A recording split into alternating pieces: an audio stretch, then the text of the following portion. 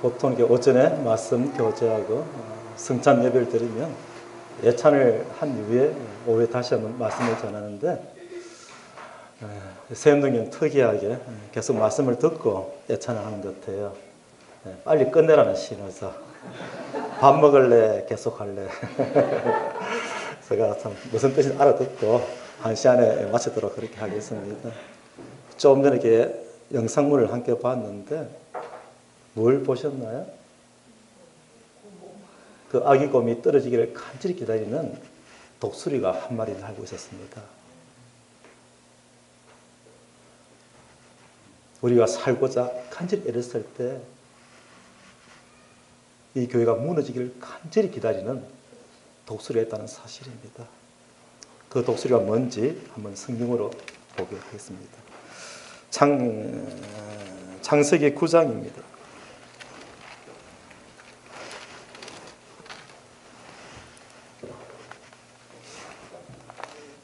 창세기 9장 18절부터 29절까지 말씀 중에 22절, 23절 함께 읽겠습니다.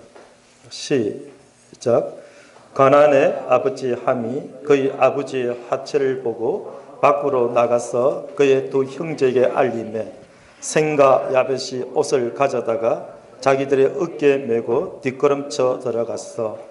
그들의 아버지의 하체를 덮었으며 그들이 얼굴을 돌이키고 그들의 아버지의 하체를 보지 아니하였더라. 다음에 25절입니다. 시작. 이에 이르되 가나안은 저주를 받아 그의 형제들의 종들의 종이 되기를 원하노라. 그리고 26절, 27절에서는 셈과 야벳을 축복하고 있습니다. 28절 함께 읽겠습니다. 시작. 홍수에 노아가 350년을 살았고, 하나님께서 죄로 말미암아 하나님의 계획을 실패했을 때 그래도 다시 한번 해보자는 심령으로 노아의 그들 가족을 택하셔서 새로운 새 출발을 하게 하셨습니다. 그때 노아가 포도 농사의 소산물로 인하여 포도주에 취했을 때 그 셋 아들 중에 둘째 함이 아버지의 벌거벗은 모습을 보고 그 형제들에게 알리고, 또 형제들은 겉옷을 가져가서 아버지의 그 부끄러움을 덮어주는 그러한 이야기를 우리가 잘 알고 있습니다. 그런데 노아가 참 실수하여 술에 취하여 벌거벗었는데 왜 그 아들 함을 그렇게 저주했을까? 이 사실을 좀 묵상을 해보게 됩니다. 저는 이렇게 오전에 율무차를 한 잔씩 타 먹습니다. 그러다 보면 어떤 데는 이제 율무차 봉지를 가위로 따서 그 율무차를 쓰레통에 버리고 그 빈 봉지는 컵에 넣고 뜨거운 물을 붓고 있는 저 자신을 발견하게 돼요. 그것도 가끔 그러는 거예요. 한 번 그러고 끝내야 되는데 내가 왜 이러지? 그럴 수도 있잖아요. 그런데 우리들 10년 가운데는 이제 너도 별 수 없구나 이 말이 없는 거예요. 너도 별 수 없구나. 교회를 향하여 항상 너도 별 수 없어 이런 음성이 있습니다. 함은 그 아버지의 그 부끄러운 모습 볼 때 아버지 어떤 분이었어요? 성경의 기록에 의하면 창세기 6장에 이렇게 기록되어 있습니다. 아브라함을 소개할 때 6장 9절 어떻게 소개하는지 한번 보겠습니다. 9절 10절입니다. 시작. 이것이 노아의 족본이라. 노아는 의인이며 당대의 완전한 자라. 그는 하나님과 동행하였으며 세 아들을 낳았으니 셈과 함과 야벳이라. 성경은 기록하기를 의인이며 당대의 완전한 자며 하나님께 동행하는 그런 삶을 살았던 사람입니다. 이 모습을 셈과 함과 야벳이 봐왔던 것이죠. 그런데 어느 날 함이 볼 때 참 실망스럽잖아요. 그런 아버지가 그 아버지 하나 믿고 120년 동안 함께 노아의 방주를 만들면서 아버지를 따랐는데 그 모습이 술에 취해서 벌거벗고 있는 그 모습 볼 때 함은 함대로 실망이 왔을 거예요. 그래서 그 참 안타까운 마음으로 아유 참 아버지도 별 수 없네 이런 마음으로 여기 본문에 보게 되면은 9장 22절에 함이 그의 아버지 하체를 보고 할 때 이것은 지나갔다가 언뜻 보고 이건 아니잖아 이런 모습이 아니라 한참 보면서 마음 가운데 이렇게 생각을 했다는 거예요. 이건 아니지 않느냐. 그래서 안타까운 마음으로 또 나가서 형제들에게 알린 것이죠. 아버지 엄청 계신다고. 그런데 그 속 중심에는 아버지도 별 수가 없다 이런 마음. 그런데 여기 셈과 야벳은 어떻게 하냐면요. 23절에 옷을 가져다가 아버지의 그 하체를 덮는데 그들이 뒷걸음쳐 들어갔다는 사실을 보게 되고 그리고 옷을 어깨에 메고 들어갔다는 얘기를 볼 수가 있습니다. 아버지 그 하체를 보지 않으려고 뒷걸음치면 우리가 잘 이해를 할 수 있는데 왜 옷을 어깨에 메고 갔을까? 그냥 덜렁덜렁 하지 않고 그만큼 큰 옷이었다는 사실을 알 수가 있죠. 그것도 같이 큰 옷을 준비해서 아버지의 부끄러움을 덮어주기에 충분한 급한 대로 그냥 덮어주는 그 정도 수준이 아니라 충분히 덮어주고 싶은 그 마음으로 그들이 큰 옷을 택해서 어깨에 메고 들어가지 않았을까. 이 교회에서 가장 큰 독소리가 서로의 허물을 보면서 넌 그건 아니지 않느냐. 맞는 말이에요. 그건 아니지 않느냐. 그래 그 중심에는 너도 별 수 없지 않느냐. 전혀 하나님의 마음과는 상관이 없는 육신의 마음으로 서로 분별하고 판단하고 정죄하고 비교하고 때로는 질투하고 때로는 자랑하고 자신의 존재감을 나타내고 싶은 그래도 나는 이러면서 함의 마음같이 있지 않겠느냐. 그래서 하나님께서 그런 문제가 새로운 새 출발에 찬란한 무지개와 함께 시작되는 이 새로운 출발에 어떠한 걸림이 되는지 알기 때문에 하나님이 그 함을 저주할 수밖에 없는 그런 모습을 보게 됩니다. 우리의 삶 가운데 정말 새로워질 필요가 있습니다. 이전의 내가 아니라 이제는 다시 한번 새롭게 일어서리라. 이것이 우리의 심령의 부흥이며 다시 한번 간절한 마음으로 주님 앞에 주님 제가 다시 한번 주님 앞에 바로 서겠습니다. 이것이 회개란 사실입니다. 회개 없는 복음은 전혀 우리를 변화시킬 수가 없다는 사실. 회개 없는 신앙은 자신이 어떤 자인지를 결코 볼 수 없다는 사실을 우리에게 말씀을 해주고 있는 것이죠. 세상에 믿지 않는 자들도 그러한 사실을 믿고 와서 미당이라는 영화를 만들어가지고 너희들이 말하는 구원이 어떤 것인지 바로 이것이 그런 것이 않느냐고 얼마나 우리를 부끄럽게 했습니까? 전혀 부끄러울 줄 모르는 노아가 술에 취했을 때 술에 취해서 그렇게 벌거벗고 뭐 열이 났는지 그건 저는 모르겠어요. 그럴 수 있다는 거예요. 그럴 때 이 또 아들처럼 그의 부끄러움을 가려주고 싶은 그래도 충분하게 가리고 싶은 이런 사실을 노아가 알았을 때 그들을 축복하기를 원한다는 거예요. 그래서 셈을 통해서는 유다를 이어 다윗을 이어서 예수님의 계보가 되게 하시고 야벳을 통해서는 오늘 이 시대에 서양의 창단 문화를 일으키시고 함은 저주함 가운데 버려두시는 그런 모습을 보게 됩니다.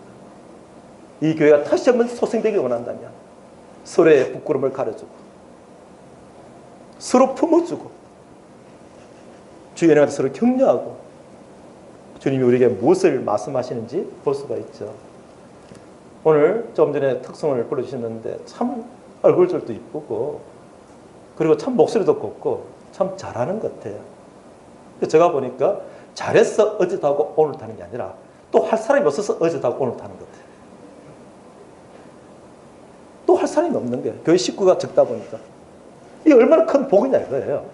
저 큰 온누리 같이 정말 큰 교회 같더라면요 1년에 한 번 할까 말까인데 이 세운동교에서는 틈만 나면 해달라고, 틈만 나면 해달라고 쓰임 받고 있으니까 얼마나 귀한 일이에요.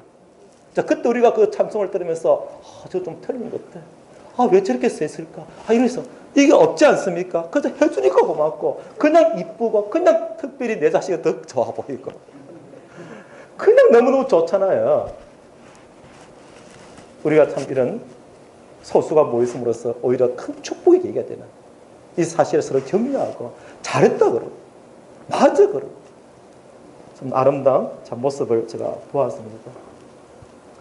오전에 잠시 말씀을 드렸지만, 롯은 10명도 영향을 입을 수가 없는 그 삶의 결과로 그는 성문에 앉아있는 그런 성공적인 삶을 살았습니다.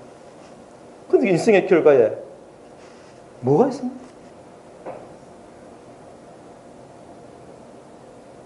롯은 전혀 주변에 영향을 입히지 못하는 그러한 인생을 살다가 인생을 마무리했는데, 우리에게는 너는 어떠하냐 이런 메시지를 던지는 거예요. 날이 저물 때 천사들이 롯을 찾아갔거든요. 날이 저물 때 우리 인생이 다 저물어가고 있지 않습니까? 여기 인생에 머물러 계신 분 계십니까? 다 항문의 때가 다가오고 있지 않습니까? 날이 저물 때 롯은 자신의 인생을 돌아보면서 내가 그동안 이렇게 살아왔다 하더라도 앞으로 어떻게 살 것이냐 생각하고 앉아있는 것이 아니라 그냥 세상에 처해 있는 그 모습대로 살아온 거예요. 이전에도 그렇게 살아왔고 지금도 그러고 앉아있는 거예요. 그 안타까운 롯을 하나님께서 아브라함으로 말미암아 그를 생각하시고 구원하시고자 천사들을 보내지만 여전히 머뭇거리고 곧 이성이 멸망할까 외치면서도 자기는 믿지 못하는, 왜 믿지 못했느냐고요? 그 다음 아침에 해가 동틀 무렵에 그의 모습들이 어떠합니까? 나가기 싫어하잖아요.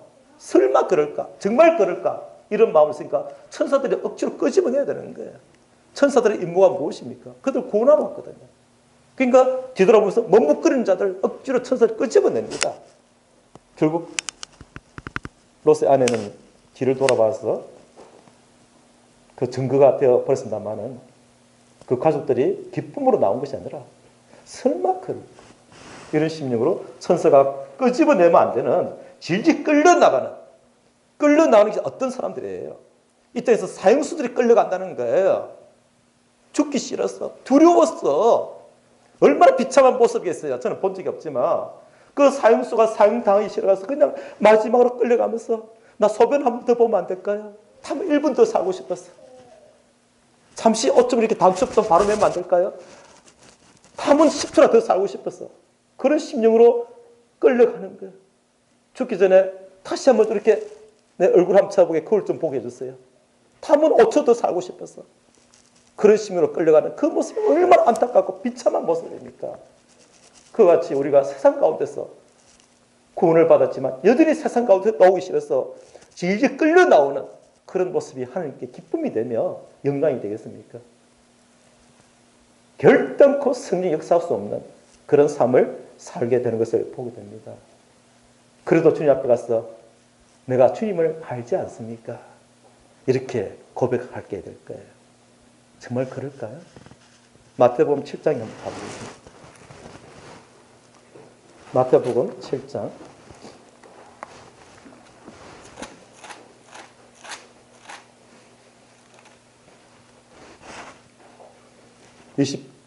21절로부터 23절 말씀을 저는 과거에 배우기를 구원받는 죄와는 상관이 없다고 배웠어요. 그렇게 저는 확신하고 있었어요. 나와는 상관이 없다고. 나더러 주여 주여 하는 자마다 다 천국에 들어갈 것이 아니요 다만 하늘에 계신 내 아버지의 뜻대로 행한 자야 들어가리라, 이 말씀을 대하면서 우리와는 상관이 없다. 우리는 하나님의 말씀대로 하나님의 뜻대로 믿음으로 구원받지 않았느냐.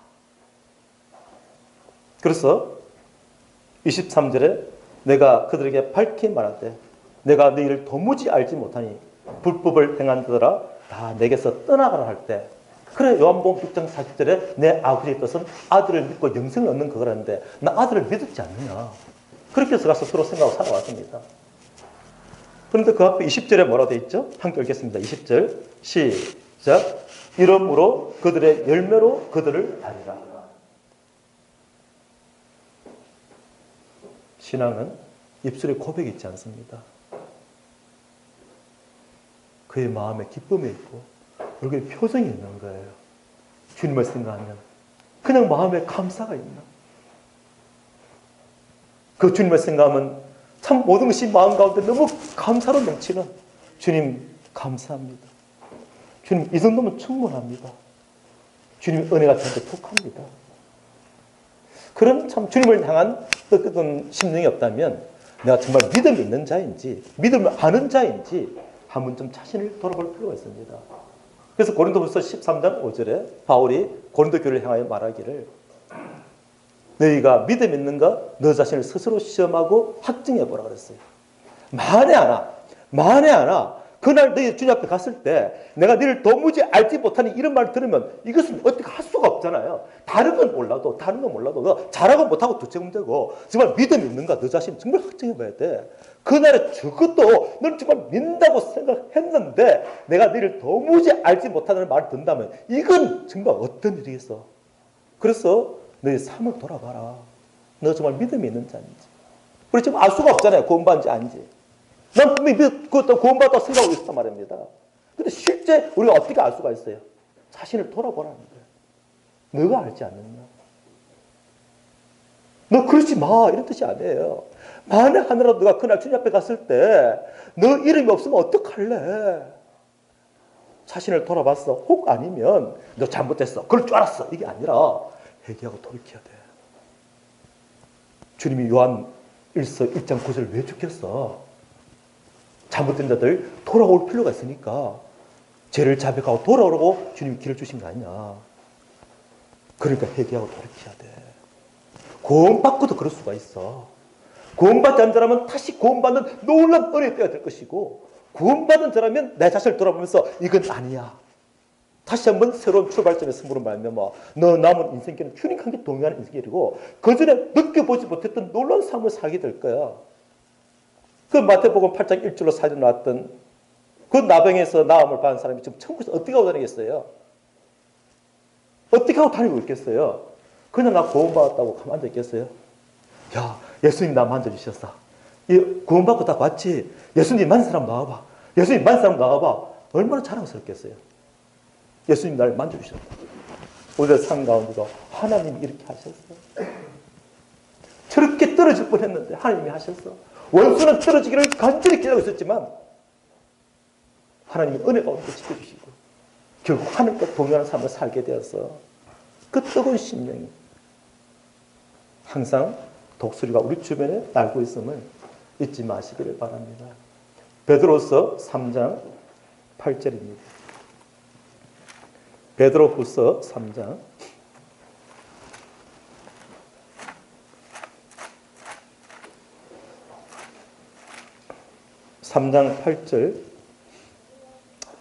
8절부터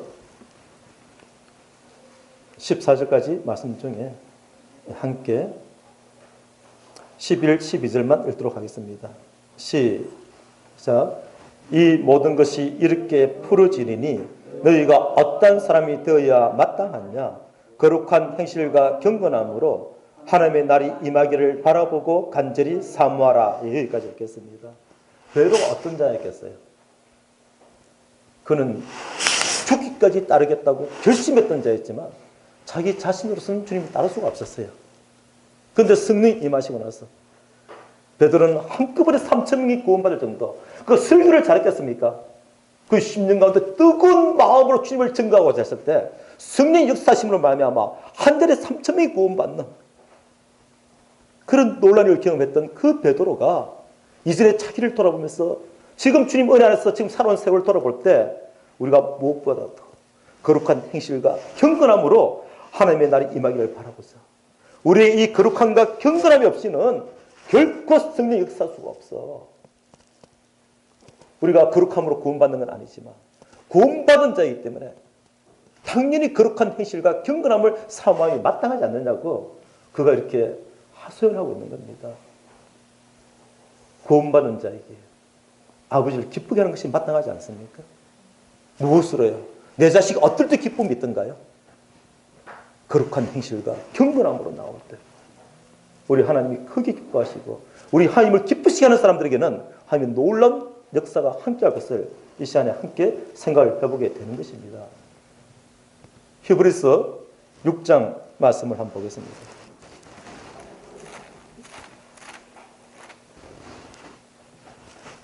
히브리서 6장 1절로부터 8절까지도 간절한 그러한 심령이 있는데 6장 1절에 보게 되면 우리가 그리스도의 도의 초보를 버리고 죽은 행실을 회개함과 하나님께 대한 신앙으로 하나님께 나아가자는 거거든요.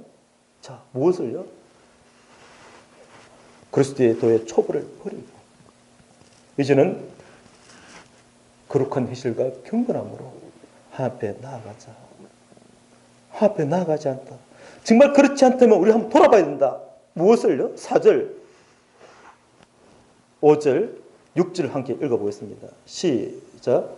한 번 빛을 받고 하늘의 은사를 맛보고 성령에 참여한 바 되고 하나님의 선한 말씀과 내세의 능력을 맛보고 또 타락한 자들을 다시 새롭게 하여 회개하게 할 수 없나니 이는 그들이 하나님의 아들을 다시 십자가에 못 박아 드러내놓고 욕되게 합니다. 마태복음 7장에 있는 그 말씀이나 고린도서 13장에 있는 말씀이나 그리고 베드로서 3장에 있는 말씀이나 여기 있는 이 말씀이나 한결같이 너희들이 그렇게 살지 말라는 거예요. 안타깝다는 거예요. 왜 그 귀한 보배를 가지고도 그 가치를 모르고 살아가는 거예요. 너희 가치가 얼마인 줄 아느냐? 내가 너를 왜 구원한 줄 아느냐? 너를 구원한 목적이 있어. 왜 그 가치대로 살지 못하고 그렇게 세월을 보냈냐고 안타까움을 하는 거예요. 야, 인마다 그렇게 살려면 집 나가 짰어 할 때 이야기가 뭐예요? 아들한테 집 나가라는 소리가 아니고 그만큼 안타깝다는 거잖아요. 안타깝다는 거. 그래서 아버지가 화를 어머니는 제발 그러지 마세요 하고 말리지만 아버지는 신경 쓰는 게 아닌 거예요. 너 그러려면 막 집 나가요. 넌 내 자식도 아니야. 이것은 최고의 사랑을 표현하는 거예요. 제발 그러지 마라. 제발 그러지 마라. 이 말씀이 구원받은 자에게 하신 말씀입니다. 구원받지 않은 자에게 하신 말씀이냐. 그래서 신학학자들이 논할 문제고 우리 이런 말씀을 볼 때 정말 주님 은혜에서 내가 한 번 빛을 받고 하늘 은사를 맛보고 승리에 참여한 바 되었을지 몰라도 선한 말씀과 내세의 능력을 맛보지 몰라도 내가 다시 마음 가운데 타락한 심령이 있다면 정말 다시 한번 새롭게 주님 앞에 회개할 수 있도록 주님이 길을 열어줬을 때 이때 주님 앞에 나아가야겠구나. 이것이 지나가면 회개할 수가 없다는 거예요. 주님 앞에 갔을 때 회개할 수가 없어요. 그래서 우리가 참 어떤 삶을 살 것이냐. 너 자신을 참 보라고 얘기하죠.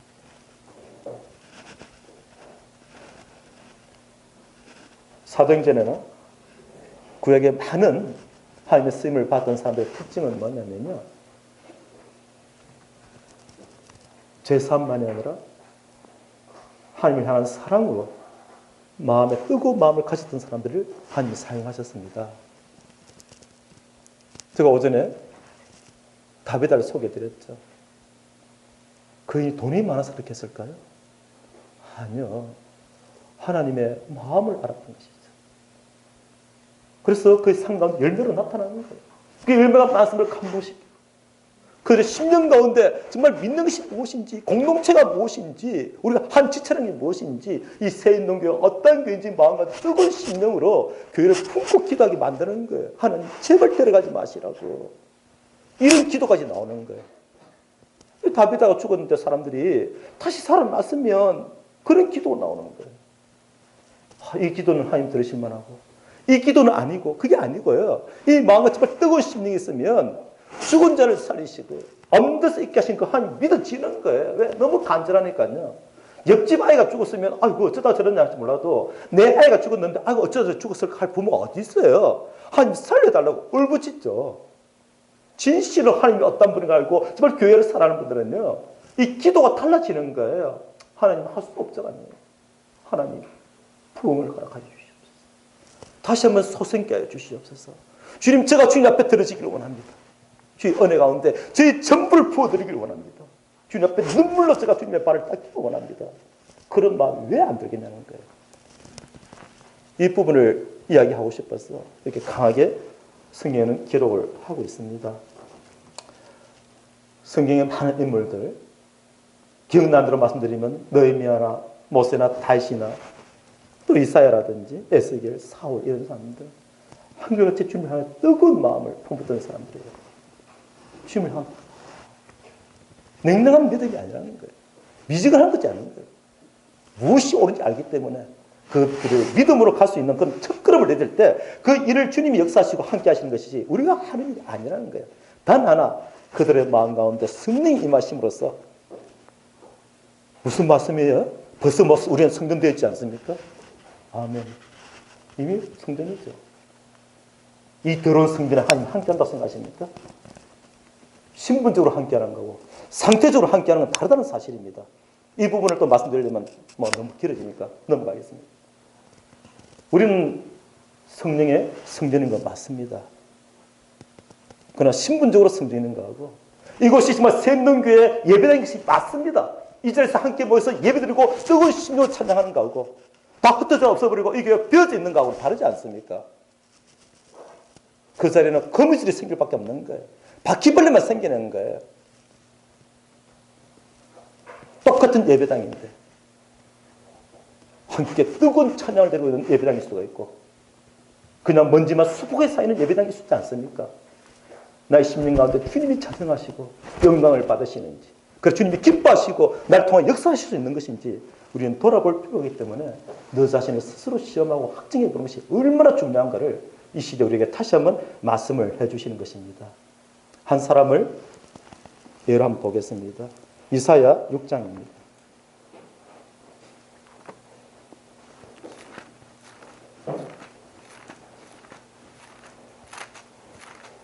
이사야 6장 6절 7절 자 5, 6, 7 읽겠습니다. 이사야 6장 5절부터 7절까지 시작. 그때에 내가 말하되 하로다 나여 망하게 되었도다. 나는 입술이 부정한 사람이요 나는 입술이 부정한 백성 중에 거주하면서 만군의 여호와이신 왕을 배웠음이로다 하였더라. 그때에 그 서랍 중에 하나가 젓가락으로 제단에서 집은 그것을 내 입술에 대며 이르되 보라 이것이 내 악이 자하여 졌고 내 죄가 사하여 졌느니라 하더라. 제가 읽다가 순간순간 그쳤습니다. 나이를 할 것도 없는데 벌써 눈이 침침해져가지고 한 3시간 지나면 이제 거리 안 보이기 시작하는 거예요. 제가 한 30분, 1시간 쉬어주면 또 거리 보입니다. 이게 인생인 거예요. 정말 이런 인생 가지고 주님 앞에 영광 돌리고 귀하게 쓰임받는다면 이보다 더 큰 복이 어디 있어요. 쓸만한 자를 주님 서칭 해라. 정말 아무것도 인생을 주님 들어 서고자 하시는데 자신의 가치도 알지도 못하고 이렇게 물러서 있는 이런. 그런데 이사야는 주님 앞에서 정말 귀한 사람이었어요.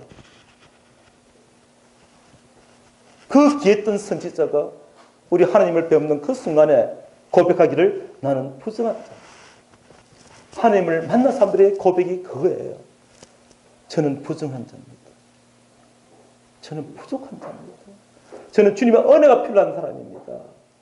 이런 간절한 마음이 있는 거예요. 이게 주님을 만난 사람들의 특징입니다. 자기는 없고 주님이 관해서 역사하시는 그런 사실 때문에 주님, 제가 이런 자예요. 제가 정결하기를 원합니다.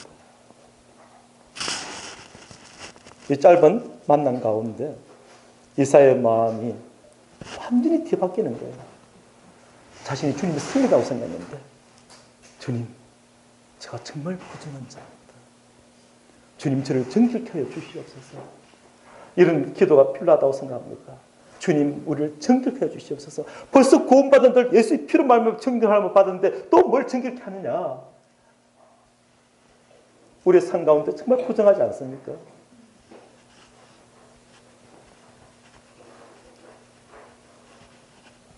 주님, 제가 부정한 자입니다. 저도 제가 왠지 모르겠어요. 주님, 저 좀 도와주세요. 이런 참 눈물의 기도가 우리를 다시 한번 바꾸고 가는 거예요. 미야마 간증을 좀 준비했었는데 이 간증은 다음 기회에 좀 드리기로 하고요. 한 가지 분명한 사실은 그 깊은 산 속에 들어갈 때 이런데 어떻게 사람이 들어와?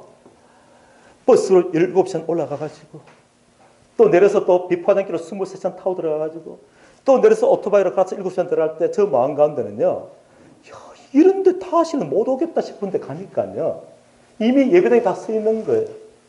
누군가가 와서 그냥 그곳에 복음을 전파하고, 저게 뭐냐고 그러니까 그 선교사의 무덤인 거예요. 그게 살다가 지쳐서 죽은 사람들. 지금도 그런데 그 당시는 어떻겠어요? 그 당시는.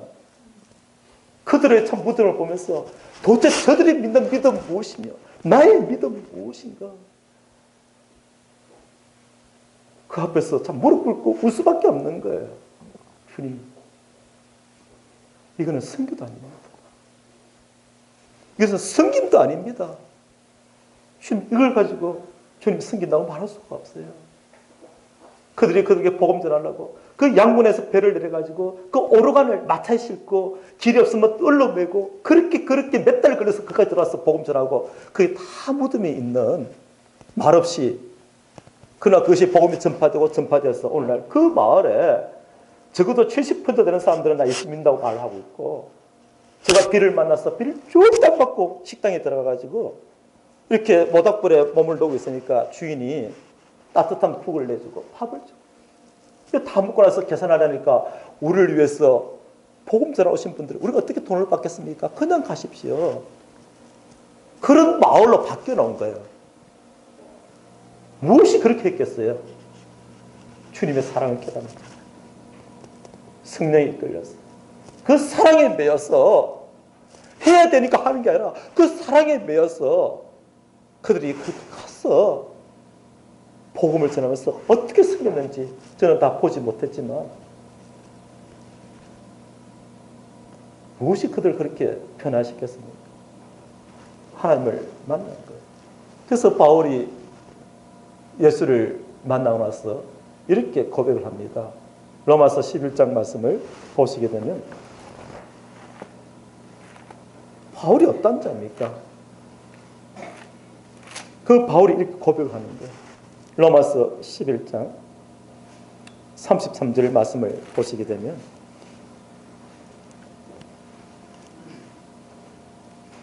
함께 읽겠습니다. 시작. 깊도다 하나님의 지혜와 지식의 풍성함이며 그의 판단은 헤아리지 못할 것이며 그의 길은 찾지 못할 것이로다. 우리 하나님이 이런 분이구나. 알아가면 알아갈수록 우리 하나님이 이런 분이구나. 정말 기쁘십니다. 그 오토바이를 타고 가다 보면은 오토바이 진동을 느끼고 산에서 나무에서 막 거머리가 막 떨어지는 거예요.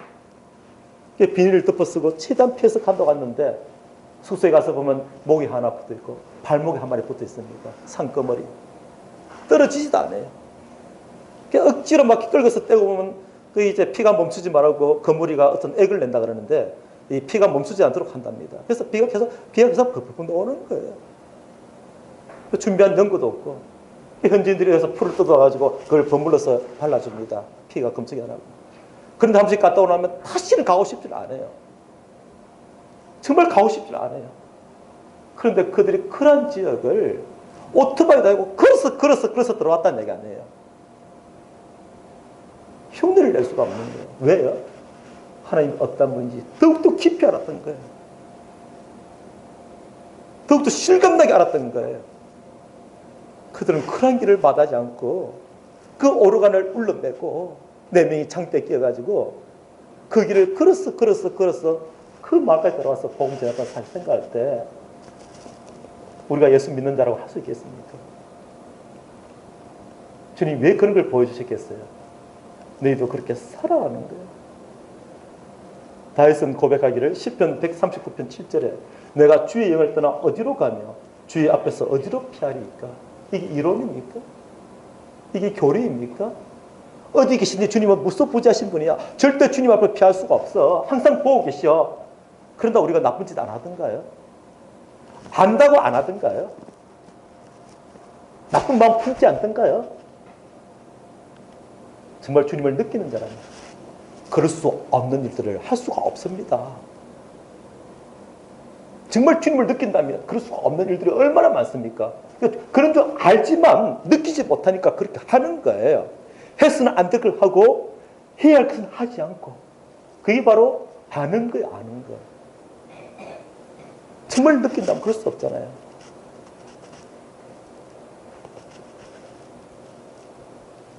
어느 부모가 무심코 화장실을 녹단하고 열었는데 자기 아들이 깜짝 놀라더라는 거예요. 차마 보지 못할 행동을 본 거죠.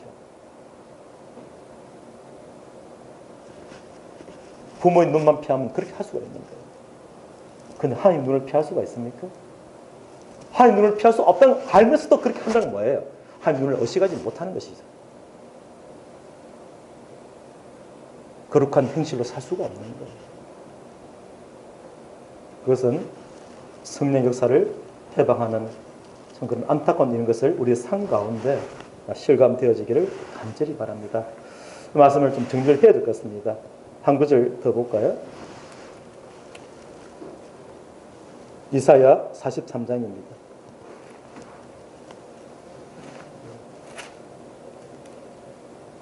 주님이 여기까지 해라고 말씀을 하신 것 같아요. 우리가 참 많은 말씀이 필요한 게 아니라 한 느낌만 이번에 남는다면, 다들 느끼지 못하더라도 한 분만 느낀다면 그 한 분의 변화로 말미암아 영향을 받을 거예요. 한 분의 영향을 받았어요. 오늘 예배를 들으면서 누군가 뒤에서 정말 힘써 찬양하는 걸 제가 들으면서 저도 힘써 같이 찬양을 하다가고 싶었어요. 저 오른쪽 뒤편이었는데 누군가가 힘써 찬양을 부르더라고요. 그래서 저도 같이 화합하고 싶었어요. 그래서 저도 힘써 함께 찬양을 불렀어요. 그것이 화음이 돼서 하나님이 우리의 찬양을 받으실 걸로 저는 믿습니다.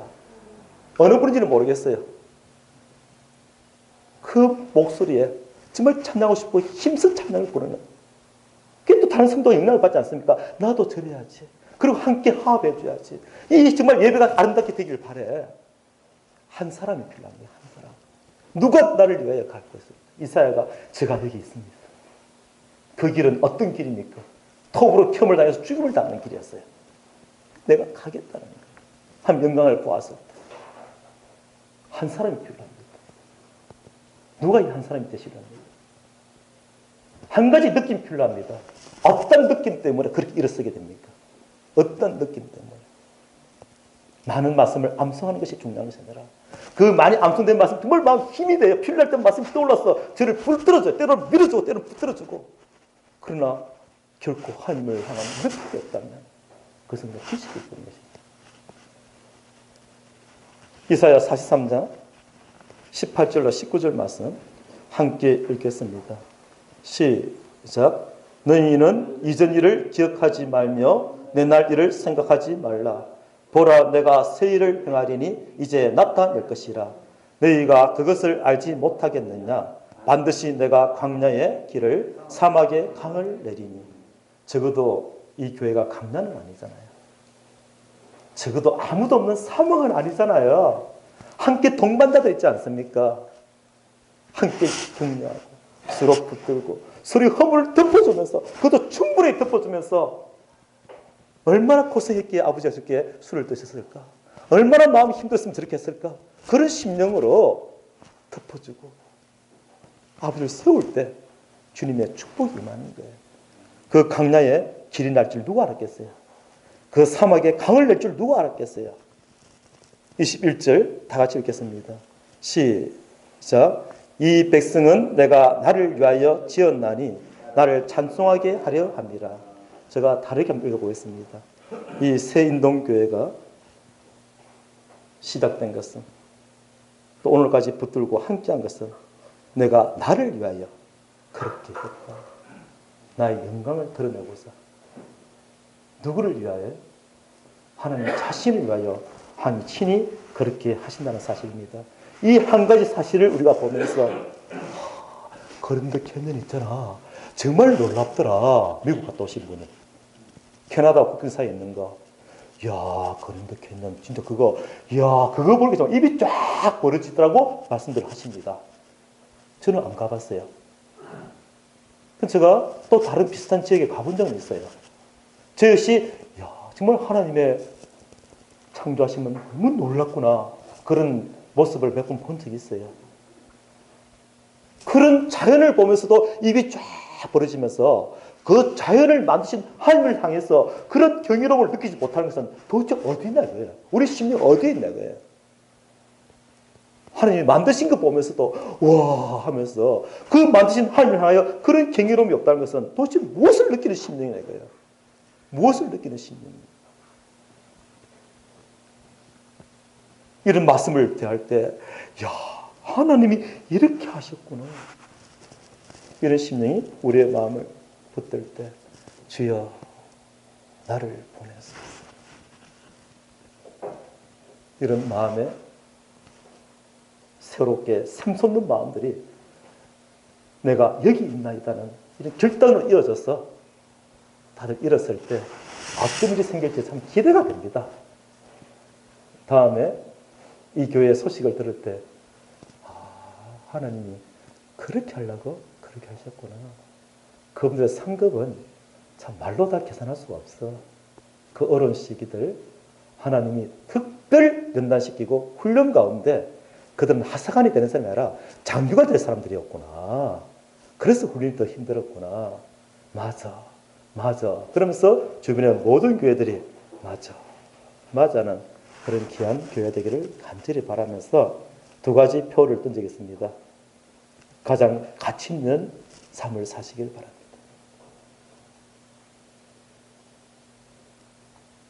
나의 야망이 아니라 하나님의 비전을 품고 사실 때 그런 하나님을 경험하게 될 것입니다. 그러한 새날이 이 교회에 임하기를 간절히 바라면서 저도 함께 기도하겠습니다. 주님이 어떻게 하실지 기대하며 다시 한번 새롭게 일어섭시다. 아멘. 네, 일어섭시다. 주님은 더 기쁨으로 먼저 일어서서 기다리고 계실 거예요. 이제야 알겠느냐? 아마 주님이 먼저 일어서서 우리의 일어섬을 기다리고 계실 것입니다. 사랑하는 자여 나와 함께 하사. 내가 이 길을 가려고 그렇게 했단다.